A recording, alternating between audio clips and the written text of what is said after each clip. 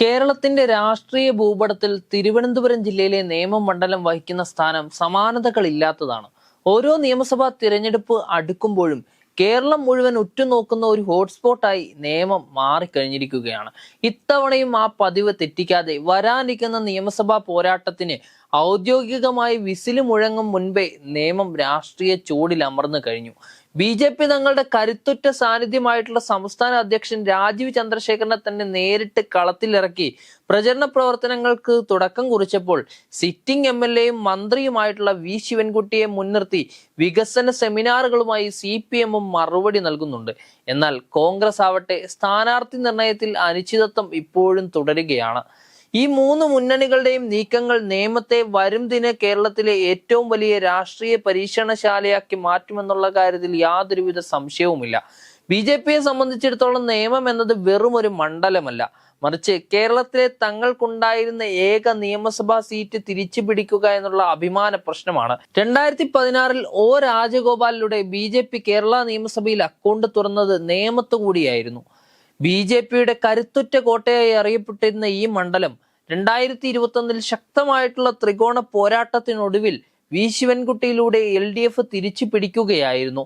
ഇത്തവണ നഷ്ടപ്പെട്ടു പോയ പ്രതാപത്തെ വീണ്ടെടുക്കാനും കേരള നിയമസഭയിലേക്ക് BJPയുടെ ശബ്ദം വീണ്ടും എത്തിക്കാനുമാണ് പാർട്ടി ലക്ഷ്യമിടുന്നത്. ഇതിനായി സംസ്ഥാന അധ്യക്ഷൻ രാജീവ് ചന്ദ്രശേഖർ തന്നെ നേരിട്ട് രംഗത്തിറങ്ങിയത് രാഷ്ട്രീയ വൃത്തങ്ങൾക്കിടയിൽ വലിയ ചർച്ചയാക്കിയിട്ടുണ്ട്. നമുക്കും വേണം വികസിത നിയമം എന്ന മുദ്രാവാക്യവുമായി അദ്ദേഹം മണ്ഡലത്തിലെ ചുവരെഴുത്തുകൾക്ക് തുടക്കം കുറിച്ചത് പാർട്ടി പ്രവർത്തകർക്കിടയിൽ വലിയ ആവേശം പകർന്നിട്ടുണ്ട്. കേന്ദ്രമന്ത്രി എന്ന നിലയിലും IT രംഗത്തെ വിദഗ്ധൻ എന്ന നിലയിലും തന്റെ പ്രതിച്ഛായയും കേന്ദ്ര സർക്കാരിന്റെ വികസന പദ്ധതികളും വോട്ടായി മാറുമെന്നാണ് BJP കണക്ക് കൂട്ടുന്നത്. ഔദ്യോഗികമായി സ്ഥാനാർത്ഥി പ്രഖ്യാപനം കേന്ദ്ര നേതൃത്വത്തിൽ നിന്ന് വന്നിട്ടില്ല എങ്കിലും രാജീവ് ചന്ദ്രശേഖർ തന്നെയാണ് നേമത്തെ നയിക്കുക എന്ന കാര്യത്തിൽ താഴെ തട്ടിലുള്ള പ്രവർത്തകർക്ക് ഏകദേശം ഉറപ്പുണ്ട്. മണ്ഡലത്തിലെ വികസന മുരടിപ്പ് ചർച്ചയാക്കി വോട്ടർമാരെ സ്വാധീനിക്കാനാണ് BJPയുടെ പ്രാഥമികമായിട്ടുള്ള നീക്കം. കഴിഞ്ഞ 5 വർഷത്തിനിടയിൽ നേമത്ത് വികസന മുരടിപ്പാണെന്നും കേന്ദ്ര പദ്ധതികൾ കൃത്യമായി ജനങ്ങളിലേക്ക് എത്തിയിട്ടില്ലെന്നും BJP ആരോപിക്കുന്നുണ്ട്. രാജീവ് ചന്ദ്രശേഖർ നേരിട്ട് എത്തിയതോടെ മണ്ഡലത്തിലെ BJP സംവിധാനങ്ങൾ കൂടുതൽ സജീവമാവുകയും ചെയ്തിട്ടുണ്ട്. വീട് വീടാന്തരം കയറിയുള്ള പ്രചരണത്തിനും ഡിജിറ്റൽ മീഡിയ വഴിയുള്ള പ്രചരണത്തിനും BJP വലിയ പ്രാധാന്യമാണ് നൽകുന്നത്. മണ്ഡലത്തിലെ ഓരോ വോട്ടറെയും നേരിൽ കണ്ട് BJPയുടെ രാഷ്ട്രീയവും വികസന കാഴ്ചപ്പാടും വിശദീകരിക്കാനാണ് പ്രാദേശിക നേതൃത്വത്തിന് നൽകിയിരിക്കുന്ന നിർദ്ദേശം. എന്നാൽ മറുഭാഗത്ത് ഭരണകക്ഷിയായിട്ടുള്ള CPM ഒട്ടും പിന്നിലല്ല. വി ശിവൻകുട്ടി എന്ന കരുത്തുറ്റ നേതാവിനെ മുൻനിർത്തിയാണ് അവരുടെ നീക്കങ്ങൾ. കഴിഞ്ഞ നിയമസഭാ തിരഞ്ഞെടുപ്പിൽ BJPയെ പരാജയപ്പെടുത്തി നേമം പിടിച്ചെടുത്ത ആത്മവിശ്വാസം ഇടതുപക്ഷത്തിനും ശിവൻകുട്ടിക്കുമുണ്ട്. മണ്ഡലത്തിൽ നടപ്പിലാക്കിയ വികസന പ്രവർത്തനങ്ങൾ ജനങ്ങളിലേക്ക് എത്തിക്കാനാണ് CPM ഇത്തവണ മുൻഗണന നൽകുന്നത്. ഇതിന്റെ ഭാഗമായി മണ്ഡലത്തിന്റെ വിവിധ ഭാഗങ്ങളിൽ വികസന സെമിനാറുകൾ സംഘടിപ്പിച്ചു വരികയാണ്. BJP ഉയർത്തുന്ന വികസന മുരടിപ്പ് എന്ന ആരോപണത്തെ കണക്കുകൾ നിരത്തി പ്രതിരോധിക്കാനാണ് CPM ശ്രമിക്കുന്നത്. സ്കൂളുകളുടെ വികസനം, റോഡുകളുടെ നവീകരണം, കുടിവെള്ള പദ്ധതികൾ എന്നിവയിലെല്ലാം നിയമം മുൻപന്തിയിലാണെന്ന് അവർ അവകാശപ്പെടുകയും ചെയ്യുന്നുണ്ട്. BJP സംസ്ഥാന അധ്യക്ഷൻ നേരിട്ട് രംഗത്തിറങ്ങിയ സാഹചര്യത്തിൽ രാഷ്ട്രീയമായി BJPയെ പ്രതിരോധിക്കാൻ LDFന് മാത്രമേ കഴിയൂ എന്ന സന്ദേശമാണ് അവർ വോട്ടർമാർക്ക് നൽകുന്നത്. CPMനെ സംബന്ധിച്ചിടത്തോളം നിയമം നിലനിർത്തുക എന്നത് ഭരണ തുടർച്ചയുടെയും മതേതരത്വത്തിന്റെയും അടയാളമാണ്. മതേതര വോട്ടുകൾ ഏകീകരിക്കാനും BJPയുടെ വർഗീയ രാഷ്ട്രീയത്തെ തുറന്നു കാട്ടാനും CPM വലിയ പ്രാധാന്യം നൽകുന്നുണ്ട്. മന്ത്രി എന്ന നിലയിലുള്ള വി ശിവൻകുട്ടിയുടെ വ്യക്തിപരമായിട്ടുള്ള സ്വാധീനവും മണ്ഡലത്തിലെ താഴെ തട്ടിലുള്ള സംഘടനാ സംവിധാനവും തങ്ങൾക്ക് അനുകൂലമാണെന്നാണ് ഇടതുപക്ഷത്തിന്റെ കണക്കുകൂട്ടൽ. BJP പ്രചരണ രംഗത്ത് മുന്നിലെത്തിയതോടെ CPMും തങ്ങളുടെ പ്രവർത്തനങ്ങൾ വേഗത്തിലാക്കിയിട്ടുണ്ട്. കുടുംബയോഗങ്ങൾ, വാർഡ് തലത്തിലുള്ള കൂട്ടായ്മകൾ എന്നിവ വഴി വോട്ടർമാരുമായി നേരിട്ട് സംവദിക്കാനാണ് അവർ ശ്രമിച്ചുകൊണ്ടിരിക്കുന്നത്. മതേതര മൂല്യങ്ങൾ ഉയർത്തിപ്പിടിച്ചുകൊണ്ട് BJPയെ നേരിടുക എന്ന തന്ത്രമാണ് ഇടതുപക്ഷം ഇവിടെ പയറ്റുന്നത്. ഇരു മുന്നണികളും ഇത്രയേറെ സജീവമാകുമ്പോഴും UDF ക്യാമ്പിൽ സ്ഥാനാർത്ഥി കാര്യത്തിൽ ഇപ്പോഴും പുകമറ തുടരുകയാണ്. കഴിഞ്ഞ തവണ K മുരളീധരനെ പോലെയുള്ള കരുത്തുറ്റ നേതാവിനെ ഇറക്കി വോട്ട് വിഹിതം വർദ്ധിപ്പിക്കാൻ കോൺഗ്രസിന് സാധിച്ചിരുന്നു. ഇത്തവണയും ഒരു ശക്തനായ സ്ഥാനാർത്ഥിയെ തന്നെ രംഗത്തിറക്കാനാണ് കോൺഗ്രസ് ആലോചിക്കുന്നത്. എന്നാൽ സീറ്റ് വിഭജനം പൂർത്തിയാകാത്തതും പ്രാദേശികമായി നിലനിൽക്കുന്ന ചില തർക്കങ്ങളും കോൺഗ്രസിനെ അല്പം പിന്നോട്ടടിക്കുന്നുണ്ട്.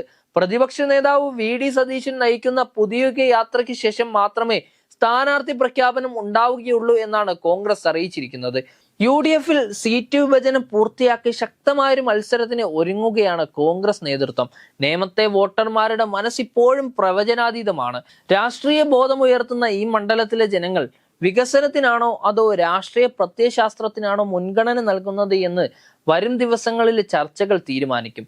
BJP കേന്ദ്ര വികസനവും മോദി സർക്കാരിന്റെ ഗ്യാരണ്ടിയും മുന്നോട്ട് വെക്കുമ്പോൾ സംസ്ഥാന സർക്കാരിന്റെ വികസന നേട്ടങ്ങളും ജനക്ഷേമ പദ്ധതികളുമാണ് CPM-ന്റെ വജ്രായുധം. കോൺഗ്രസ് ആകട്ടെ ഭരണവിരുദ്ധ വികാരത്തിലും മതേതര വോട്ടുകളുടെ ഏകീകരണത്തിലും പ്രതീക്ഷ അർപ്പിക്കുന്നുമുണ്ട്.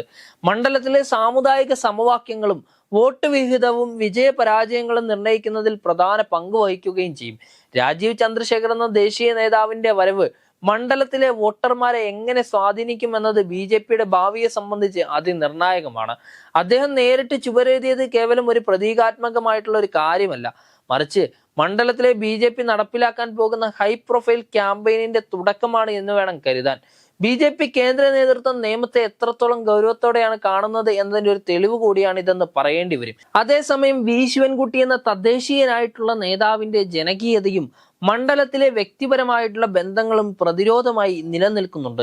UDF കൂടി തങ്ങളുടെ സ്ഥാനാർത്ഥിയെ പ്രഖ്യാപിക്കുന്നതോടെ നേമം ഒരു യഥാർത്ഥ ത്രികോണ മത്സരത്തിന്റെ ഭൂമിയായി മാറുമെന്നുള്ള കാര്യത്തിൽ യാതൊരുവിധ തർക്കവുമില്ല. ചുരുക്കത്തിൽ കേരളത്തിലെ മറ്റ് 139 മണ്ഡലങ്ങളെക്കാൾ കൂടുതൽ ആവേശം നേമത്ത് ഇത്തവണയും പ്രകടമാണ്. BJP-ക്ക് ഇത് അഭിമാന പോരാട്ടമാണെങ്കിൽ CPM-ന് ഇത് തങ്ങളുടെ കോട്ട കാക്കാനുള്ള ഒരു പോരാട്ടമാണ്. കോൺഗ്രസിനാവട്ടെ മണ്ഡലത്തിൽ തങ്ങളുടെ പ്രസക്തി വീണ്ടെടുക്കേണ്ടതുണ്ട്. വരും മാസങ്ങളിൽ കേന്ദ്ര നേതാക്കളും സംസ്ഥാന പ്രമുഖരും നേമത്തേക്ക് ഒഴുകിയെത്തുമെന്ന് ഉറപ്പാണ്. ഓരോ ചുവരെഴുത്തിലും ഓരോ ലഘുലേഖയിലും വികസനത്തിന്റെയും രാഷ്ട്രീയത്തിന്റെയും ഗന്ധമുണ്ടാകും. തിരഞ്ഞെടുപ്പ് പ്രഖ്യാപനത്തിന് മുൻപേ തുടങ്ങിയ ഈ വീറും വാശിയും കേരള രാഷ്ട്രീയം വരും ദിവസങ്ങളിൽ എങ്ങനെ നീങ്ങും എന്നതിന്റെ കൃത്യമായിട്ടുള്ള ഒരു സൂചനയാണ് നൽകുന്നത്. വികസനത്തിന്റെ പുതിയ വാഗ്ദാനങ്ങളും രാഷ്ട്രീയ മാറ്റത്തിന്റെ ആഹ്വാനങ്ങളുമായി നേമം വീണ്ടും പോർക്കളമായി മാറുകയാണ്.